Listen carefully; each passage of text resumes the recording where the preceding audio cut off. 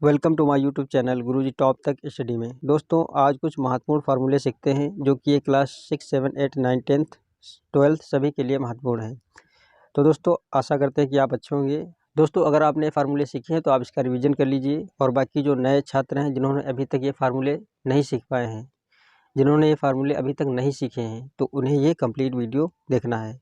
तो चलिए दोस्तों वीडियो स्टार्ट करते हैं। तो सबसे पहले देखिए दोस्तों, व्रत से संबंधित कुछ महत्वपूर्ण फार्मूले सीखेंगे। तो दोस्तों देखिए, व्रत यहाँ पर बना हुआ है और इसका केंद्र होता है O, और दोस्तों केंद्र से परे तक की दूरी को त्रिज्या कहते हैं। तो त्रिज्या को R से डिनोट किया जाता है। यहाँ पर दोस्तों AB तक की दूरी होती है व्यास। अगर दोस्तों यहाँ पर O से A तक की दूरी त्रिज्या है और O से B तक की दूरी त्रिज्या है, अगर दोस्तों दोनों त्रिज्याओं को जोड़ देते हैं तो ये व्यास बन जाता है। तो चलिए दोस्तों, यहाँ पर सबसे पहले देखिए, व्रत की त्रिज्या R है और AB व्यास है, तो R जुड़ के 2R हो जाएगा। व्रत का क्षेत्रफल होता है पाई R स्क्वायर, ये दोस्तों आपको याद रखना है। दोस्तों अगला फार्मूला है, व्रत की परिधि बराबर होता है 2 पाई R। ये दोस्तों जो होती है परिधि, ये होती है 2 पाई R, और दोस्तों इसे ही परिमाप कहा जाता है। तो व्रत का परिमाप हो जाएगा 2 पाई R। व्रत की त्रिज्या होती है व्यास बट्टे 2।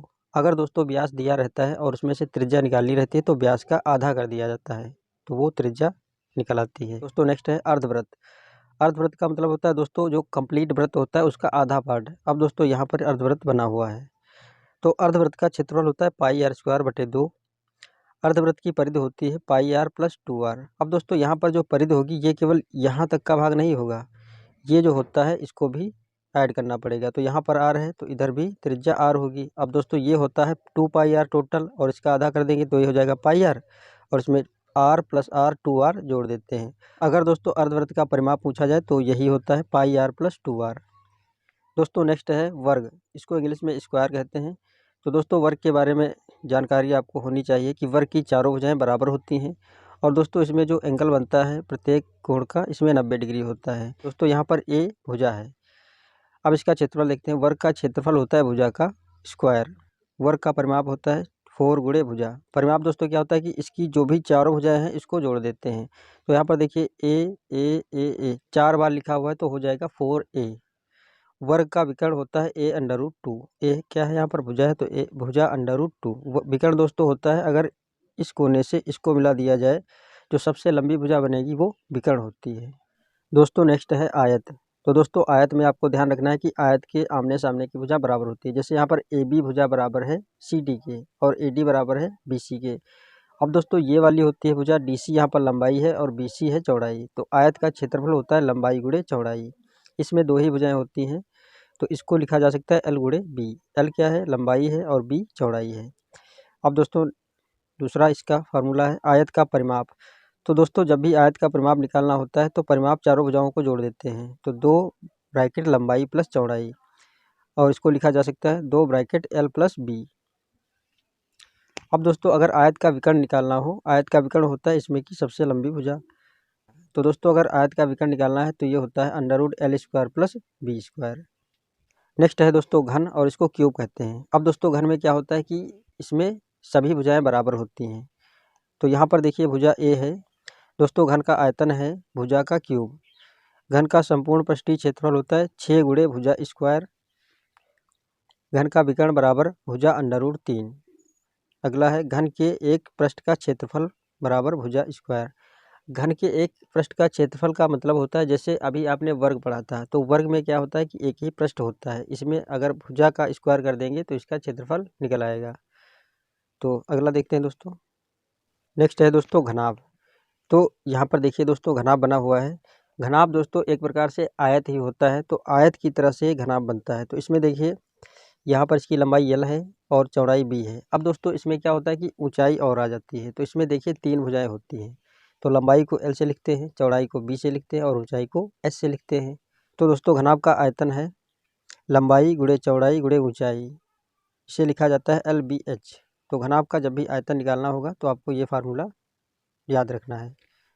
घनाभ का संपूर्ण पृष्ठ तो ये होता है 2 ब्रैकेट लंबाई गुणे चौड़ाई प्लस चौड़ाई गुणे ऊंचाई प्लस ऊंचाई गुणे लंबाई, और इसको इस तरीके से लिखते हैं जैसे 2 bracket LB plus BH plus LH। घनाभ के चारों दीवारों का क्षेत्रफल बराबर 2 ब्रैकेट L प्लस B और H। घनाभ का विकर्ण √L square plus B square plus H square. Next है गोला। गोले का आयतन बराबर 4/3 पाई आर क्यूब। गोले का संपूर्ण वक्रपृष्ठ का क्षेत्रफल बराबर 4 पाई आर स्क्वायर। अर्धगोले का वक्रपृष्ठ बराबर 2 पाई आर स्क्वायर। नेक्स्ट है दोस्तों शंकु, जिसको कोन कहा जाता है। अब दोस्तों यहाँ पर देखिए शंकु बना हुआ है, इसकी इधर ऊपर वाली ऊंचाई इसे ऊर्ध्वाधर ऊंचाई कहते हैं, ये एच होती है। और यहाँ पर इसका एक नीचे केंद्र होता है, केंद्र से यहाँ तक की दूरी परितक की दूरी त्रिज्या होती है, और ये होती है तिरछी ऊंचाई एल।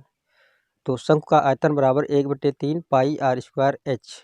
आधार का क्षेत्रफल बराबर पाई आर स्क्वायर। दोस्तों ये आधार होता है और ये एक वृत्त होता है। शंकु का पृष्ठीय क्षेत्रफल बराबर होता है पाई आर एल, या फिर इसे वक्रपृष्ठ भी कहते हैं। शंकु की तिर्यक ऊंचाई बराबर √h² प्लस आर स्क्वायर। शंकु का संपूर्ण पृष्ठीय क्षेत्रफल बराबर pi r l plus pi r square. दोस्तों जब शंकु का संपूर्ण पृष्ठीय क्षेत्रफल निकालते हैं तो उसमें pi r l plus pi r square.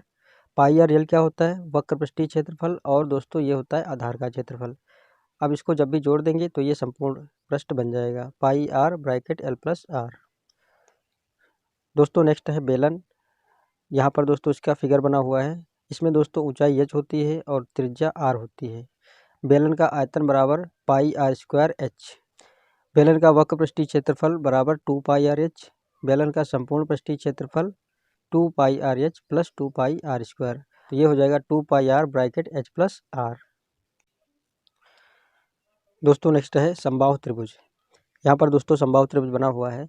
तो दोस्तों समबाहु त्रिभुज के बारे में आपको याद रखना है कि समबाहु त्रिभुज में सभी कोण बराबर होते हैं, और दोस्तों उसकी 3 भुजाएं जो होती हैं वो बराबर होती हैं।